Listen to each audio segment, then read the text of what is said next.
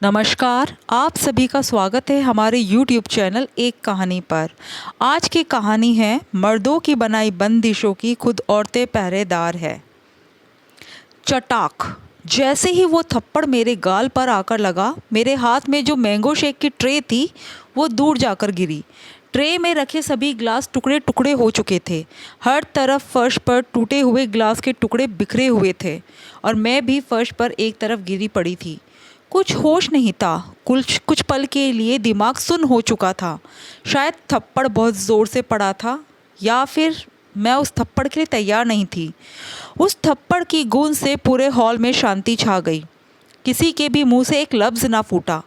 Mummy जी के चेहरे पर कुटिल मुस्कान आ गई, जैसे यह थप्पड़ मारकर उनके बेटे ने कोई किला या गढ़ जीत लिया हो। मम्मी जी की सारी सहेलियाँ जो उस किट्टी पार्टी में मौजूद थी, हैरानी से कभी मम्मी जी को, कभी मुझे, तो कभी सुजोय को देख रही थी, पर किसी ने भी आगे बढ़कर मुझे उठाने की कोशिश नहीं की। जब थोड़ा दिमाग सही हुआ और धीरे धीरे अपने होश में आने लगी, तो खुद ही खड़ी हो गई। देखा तो धीरे धीरे मम्मी जी की सहेलियाँ नदारत हो चुकी थी। क्यों कोई दूसरों के घर के पचड़े में टांग अड़ाए, यही सोचकर सब वहाँ से निकल गई। जैसे ही खड़ी हुई वैसे ही सुजोय चिल्लाते हुए बोला, घर के बाहर किससे पूछ कर गई थी? बहुत ज़्यादा मौज मस्ती करने का शौक चढ़ा है तुझे। इज्जत से रहना है इस घर में, वरना शौक उतारने अच्छे से आते हैं मुझे। सच कहूँ तो सिर अभी भी घूम रहा था, इसलिए कुछ कह ना पाई। सुजोय अपना गुस्सा दिखाकर घर के बाहर निकल गए और मम्मी जी, उन्हें तो शायद मुझसे कोई हमदर्दी थी ही नहीं। वही तो थी जिनके कलेजे को सबसे ज़्यादा ठंडक पहुंची थी, क्योंकि वो ही थी जिन्होंने सुजय को फ़ोन करके कहा कि मैं घर के बाहर गई हूँ। अचानक मम्मी जी मुझसे बोली, अब पति से बिना पूछे बाहर जाएगी तो बेचारा हाथ नहीं उठाएगा तो क्या करेगा? इतना तो पत्नी को भी सोचना चाहिए। अब खड़ी खड़ी देख क्या रही है, फटाफट ये बिखरे हुए टुकड़ों को उठा और अपना काम कर। बोलकर मम्मी जी अपने कमरे में चली गई।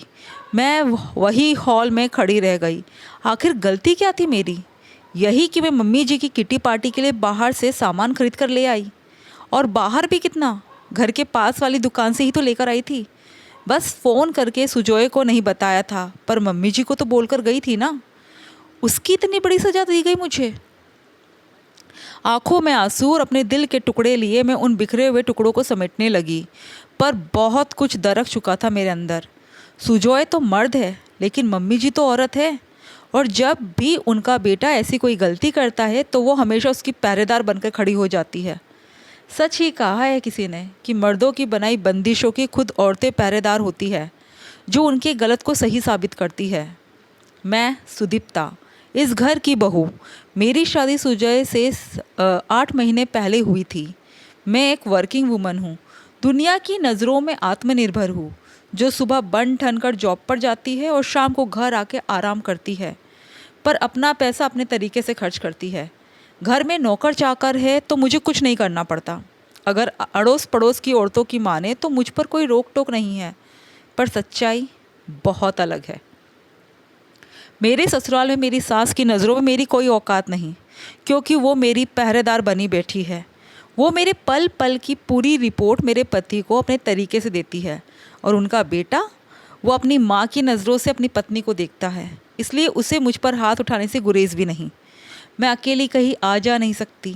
अगर मुझे थोड़ा सा भी ऑफिस से आने में लेट हो जाए तो मेरा पति वहीं पहुंच जाता है, और ऑफिस के बाहर जब मैं निकल कर आती तो वही लोगों के सामने मेरी इज्जत का फालूदा कर चुका होता है।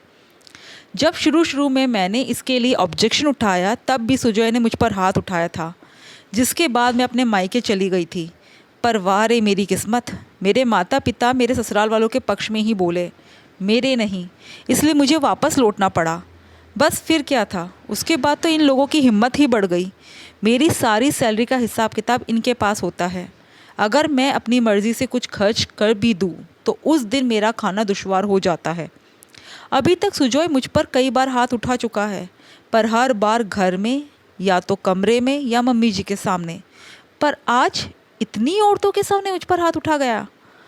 मुझे सचमुच को समझ नहीं आ रहा था कि क्या करूं। आज का दिन ऐसे ही निकल गया। दूसरे दिन उठकर मैं तैयार होकर अपने ऑफिस के लिए निकल रही थी कि अड़ोस पड़ोस की 2-3 आंटियाँ खड़ी होकर मेरी तरफ देख रही थी। एक ने तो टोक ही दिया, बेटा इतनी पढ़ी लिखी हो, क्यों अपने पति को परेशान करती हो कि वो उसे तुम पर हाथ उठाना पड़े। सुनकर बड़ा अजीब लगा, पर क्या कह सकते हैं, मेरा पति मुझ पर हाथ उठाकर भी बेचारा बन चुका है। सच में कमी औरतों की ही निकाली जाती है, और वो कमी निकालने वाली भी औरत ही होती है। हम आज के सो कॉल्ड मॉडर्न लोग बेवजह फेमिनिज्म का रोना रोते हैं। असल लड़ाई मर्दों से तो है ही नहीं, बल्कि औरतों से है। मन में ख्याल आ रहा था कि काश भगवान अगले जन्म में औरत ना बनाए, पर यह तो हार मानने जैसा था। जब इस जन्म को जीना है तो मुझे निर्णय तो लेना ही था। यूँ अपनी पूरी ज़िंदगी मार खा खा कर तो नहीं जी सकती, और माँ बाप उनके पास तो जाना ही बेकार है, क्योंकि उनको साथ देना होता तो पहली बार ही दे चुके होते। सबसे पहले अपने ऑफिस पहुंची, छुट्टी के लिए अप्लाई कर बैंक गई, जहां पर मैंने अपने सारे अकाउंट के पासवर्ड डिटेल सब बदले और अपने अकाउंट को अपने अंडर में लिया। उसके बाद निकल कर सीधे महिला पुलिस थाने पहुंची और अपने पति और सास के खिलाफ कंप्लेन की। मेरी कंप्लेन पर तत्काल सुनवाई हुई और 3 महिला कांस्टेबल के साथ मुझे मेरे ससुराल भेजा गया, जहां उन्हें देखकर दोनों के हाथ पैर फूल गए और उन दोनों ने हाथ जोड़कर मुझसे माफ़ी मांगी। हालांकि जिस तरीके से वो लोग मुझे देख रहे थे, मुझे पता था कि वो दोनों मुझ पर बाद में हाथ उठाएंगे। फिर भी मैंने उन्हें माफ़ किया, लेकिन साथ ही साथ मेरी जान को जोखिम है ये थाने में ज़रूर लिखवा दिया, जिसके बाद दोनों को वार्निंग देकर छोड़ दिया गया। कांस्टेबल के जाने के बाद मेरे पति ने मुझ पर हाथ उठाने की कोशिश की, पर इस बार मैंने पलट कर 2-3 चाट देखकर मम्मी जी चिल्लाई, अरे पति पर हाथ उठाती है, शर्म नहीं आती तुझे? अगर घर की इज्जत ऐसे ही उछालने का शौक है तो यहाँ क्यों पड़ी हुई है? तलाक क्यों नहीं दे देती? नहीं मम्मी जी, तलाक तो मैं दूंगी नहीं। आखिर इतनी आसानी से आप लोगों को कैसे रहने दूँ? तलाक के बाद आपका बेटा दूसरी शादी कर लेगा और किसी और लड़की की ज़िंदगी बर्बाद करेगा, सो मैं होने नहीं दूंगी। आपने जो मेरी ज़िंदगी बर्बाद की है उसका खामियाजा तो आपको ही भुगतना पड़ेगा। मैं अकेले क्यों भुगतूँ? चाहती तो जेल भेज सकती थी, पर फिर भी नहीं भेजा, क्योंकि शायद उससे मुझे सुकून नहीं मिलता। बस आज के दिन जो कुछ भी मैंने किया उसके बाद मेरा आत्मविश्वास बढ़ चुका था। मैं उन्हीं लोगों के नीचे, उन्हीं के नाक के नीचे अपनी मर्ज़ी से अपनी ज़िंदगी जीती हूँ, पर वे लोग बड़बड़ाने के अलावा कुछ नहीं कर सकते।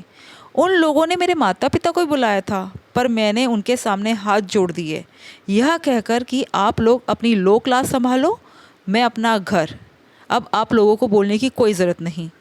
दोस्तों, आपको कहानी कैसी लगी कमेंट करके ज़रूर बताइएगा, और हमारे चैनल को सब्सक्राइब ज़रूर कीजिएगा। धन्यवाद।